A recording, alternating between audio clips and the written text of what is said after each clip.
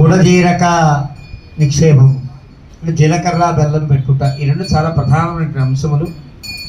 ఇక్కడ ఉపచారములన్నీ పూర్తయ్యాయి కాబట్టి లోపల మూలమూర్తుల దగ్గర కూడా ఆ రెంటిని అక్కడ సమర్పించి మూలమూర్తులకి జీలకర్ర బెల్లాన్ని అందించిన తర్వాత మళ్ళీ ఉత్సవమూర్తుల దగ్గర ఈ కళ్యాణ ప్రక్రియను కొనసాగిస్తూ ఉంటారు. ఇప్పటిదాకా చెప్పిన మహాసంకల్పము మన సమగ్ర సమాచారం, మన భారతీయ సమగ్ర సమాచారాన్ని కూడా చెప్తుంది. భగవంతుడు ఎవరెవరితో పరివేష్టితులై ఉంటాడో, ఎవరెవరితో కూడిన భగవంతుని మనం సేవించాలో సమగ్రంగా చెప్పే విధానమే మహాసంకల్పము అని అంటే. మహాసంకల్పం అంటే గొప్ప సంకల్పం, దైవభక్తిని దేశభక్తిని కూడా పెంపొందించేది. ఏ దేశం అయితే నా దేశంలో ఇన్ని వనరులు ఉన్నాయండి, ఇంతమంది గొప్పవాళ్ళు ఉన్నారండి, ఇన్నిన్ని ప్రదేశాలు ఉన్నాయండి అంటే ఆ దేశం మీద మనకు ఒక రకమైనటువంటి ఒక హర్షం, ఒక ఆనందం, ఉత్సుకత కలుగుతుంది. మన భారతదేశంలో ఎన్ని ఉన్నాయి, ఎంతమంది మహర్షులు, ఎంతమంది పతివ్రతామ తల్లులు, ఎన్ని జీవనదులు, ఎన్నెన్ని వనరులు, ఇలాంటివన్నీ స్మరించడం వల్ల మన దేశం మీద భక్తి కలగాలి. కాబట్టి మహర్షులు ఎంత గొప్పవారంటే మనం ఉండే దేశం మీద భక్తిని కలిగిస్తూ ఆ దేశభక్తిని కూడా దైవభక్తిలో మేళవించే ఒక అందమైనటువంటి వైదిక ప్రక్రియలన్నీ మనకు అందించారు. అలాంటి ప్రక్రియలో కళ్యాణం ఒకటి. ఈ కళ్యాణంలో సీతమ్మ వారికి రామచంద్ర ప్రభువుకి కళ్యాణం ఎప్పుడో జరిగిపోయింది. మళ్ళీ మనం చేయడం జరిగింది. మన అమ్మగారికి నాన్నగారికి కళ్యాణం అయిన తర్వాత మళ్ళీ 60 ఏళ్ళకి మనం కూర్చుని మనం అంతా కొడుకులు కూతుళ్ళు కోడళ్ళు కూర్చుని వాళ్ళ కళ్యాణం చేసి ఆనందిస్తున్నామా? ఎందుకు అలా ఆనందించడం? పోయి ఆ పక్కన పెడితే దేవుడికి ఎందుకు చేయాలి కళ్యాణాన్ని?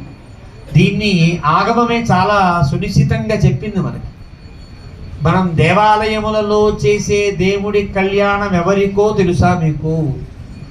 సీతమ్మ వారికి రాముడికి అనుకుంటున్నారా? లేదా పార్వతికి పరమేశ్వరుడికి అనుకుంటున్నారా? లేదా కృష్ణుడికి రుక్మిణికి అనుకుంటున్నారా? కాదు, సీతకి రాముడికి కళ్యాణము అని మనం చెప్తున్నాం. ఎవరికి కళ్యాణమో తెలుసునా? నీకు దేవుడికి కళ్యాణము. ఇది ఆగమని చెప్తుంది. అంటే నిన్ను ఆకారత్రయ సంపన్నమైన నీ ఆత్మని భగవంతుడికి సమర్పించాలి అంటే ఒక వేదిక కావాలి, ఒక సందర్భం కావాలి. అది కళ్యాణం. ఇప్పుడు మనం కూర్చుని ఏం చేయాలి? నేను నా ఆత్మ అనే సీతని హే రామచంద్ర ప్రభు అంతర్యామిగా ఉండే నీకు అర్పిస్తున్నాను, కానీ నువ్వు స్వీకరించు అని సమర్పించడమే కన్యాదానంలో ఉండే ప్రక్రియ. ఇక్కడ కన్యాదానం అంటే ఆత్మ కన్యాదానమే కన్యాదానం. అంటే మనని మనం భగవంతుడికి సమర్పించడమే కళ్యాణానంలో ఆంతర్యం. ఇక్కడ ఎలా ఉండాలి మనము అంటే ఆకారత్రయ సంపన్నులమై ఉండాలి. ఆకారత్రయ సంపన్నత అంటే అర్థం ఏంటి? ఆయన తప్ప మాకెవరు ఇంకేమీ అక్కరలేదు అనే స్థితి కలగాలి. ఆయనతోనే నా జీవితంలో భోగము అని ఆనందించాలి. ఆయనే నాకు రక్షకుడు అని భావించగలగాలి. ఎలాగైతే ఒక స్త్రీ ఒక భర్త పట్ల ఏ భావములతో ఉండాలో శాస్త్రం చెప్తోంది. అనన్య శరణత్వం, అనన్య భోగ్యత్వం, అనన్య శేషత్వం. ఈ మూడింటిని ఆకారత్రయం అంటారు. అంటే తనకు తప్ప వేరెవరికి చెందకుండా ఉండుట, తనతోనే భోగమును అనుభవించుట, తనే తన రక్షకుడుగా కలిగి ఉండుట. ఇది లోకంలో స్త్రీకి ఇటు పురుషుడికి కూడా ఉండవలసినటువంటి పరస్పర గుణములు. ఈ గుణములను ఆకారత్రయము అని అంటారు. లక్ష్మీ అమ్మవారిని కీర్తిస్తూ మీరు చెప్పే శ్లోకమే ఆకారత్రయ సంపన్నాం అరవింద నివాసిని అశేష జగదీశిత్రీం వందే వరద వల్లభాం. ఏమిటి ఆకారత్రయం అంటే? ఇది అంటే నేను దేవునికే చెంది ఉండేటట్టుగా నన్ను నేను మలుచుకోవాలి. జీవితంలో నేను చేసే ప్రతి ప్రక్రియ అది దేవుడి కైంకర్యమే కావాలి, దేవుడి సేవ కావాలి. అంటే అన్నీ మనం మానేసి దేవుడి సేవ చేయడం కాదు, గుళ్ళోకి వచ్చేసి గుళ్ళో ఏదో పని చేయడం కాదు. మన ఇంట్లో చేసే ప్రతి పని కూడా దేవుడి సేవ అనే భావించుకునేటట్టుగా మన కర్మలన్నీ మారాలి. అదే కర్మ కైంకర్యത്തിൽ పుహుందు అంటే అర్థం అదే. మన ప్రతి సేవ భగవత్ కైంకర్యం కావాలి. మన అమ్మాయికి పెళ్లి చేసినా భగవత్ సేవేది, మన అబ్బాయికి ఉపనయనం చేసినా భగవత్ సేవే, మన నవరానికి అన్నప్రాసన చేసినా భగవత్ సేవే, మనం కొత్త బట్టలు కట్టుకున్నా భగవత్ సేవే, మనం కొత్త గిన్నెలు కొనుక్కున్నా భగవత్ సేవే. ఎలా అవుతుందండి అంటే అర్థం మనం మనకి పూర్వంలో మన పెద్దలు ఆచరించేవారు. కొత్త వస్త్రాలు కొనుక్కున్నామండి, ఏం చేసేవారు? ఆ వస్త్రాన్ని ముందు దేవుడి దగ్గర పెట్టి మన వాళ్ళకి ఇచ్చేవారు. కొత్త గిన్నె కొన్నామంటే ఏం చేస్తారు? దానికి చక్కగా బొట్టు పెట్టి పచ్చిపాలు పోసి దేవుడి దగ్గర పెట్టి తీసుకునేవారు.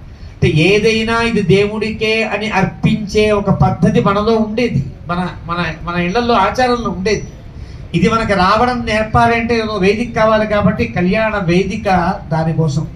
అంటే మన ఇంట్లో ఉండే ప్రతి ప్రక్రియ కూడా, మన పిల్లవాడికి అన్నప్రాసన చేస్తూ ఉంటే దేవుడికి సేవ ఎందుకు అవుతుంది కనుక, అంటే మన పిల్లవాడు చక్కగా అన్నప్రాసన కాబడి చక్కగా అన్నం తిని చక్కగా పుష్టిగా ఉండి మళ్ళీ ఈ ధర్మాన్ని దేశాన్ని ప్రేమించేటట్టుగా వీడు పెరగాలనే భావన దాకా మన భావన ఉంటే అది భగవద్గీత అవుతుంది. అంటే మన ప్రతి ప్రక్రియ దేవుడి పరంగా ఆలోచించడం కోసం మనం మాట్లాడుకోవడానికి ఏర్పరిచిన సందర్భమే ఈ కళ్యాణ ప్రక్రియ. అంటే కళ్యాణంలో మనం చేసే కళ్యాణం మనం భగవంతుడికి సమర్పించుకోవడమే కళ్యాణంలో ప్రధానం. కాబట్టి ఇక్కడి నుంచి అలాంటి ఒక దైవిక భావనతో జీవనాన్ని గడపండి అని చెప్పడం కళ్యాణంలో ఉండే సందేశం. అలాంటి కళ్యాణ ప్రక్రియలో మూలమూర్తుల యొక్క అక్కడ పూర్తి అయిన తర్వాత ఇప్పుడు ఉత్సవమూర్తి దగ్గర ఈ శుభముహూర్తాన్ని కానిస్తున్నారు. శుభముహూర్తం టైమా, ముహూర్తమా, లగ్నమా, నక్షత్రమా ఉండదు. ఈ ప్రక్రియలో ప్రారంభమైన దగ్గర నుంచి ఎంతవరకు కొనసాగితే అదంతా ముహూర్తంగానే పిలువబడుతుంది. అక్కడ ఆ రకంగా ఇప్పుడు శుభముహూర్త కాలంలో ఇప్పుడు జీలకర్ర బెల్లాన్ని భగవంతుడికి సమర్పిస్తున్నారు.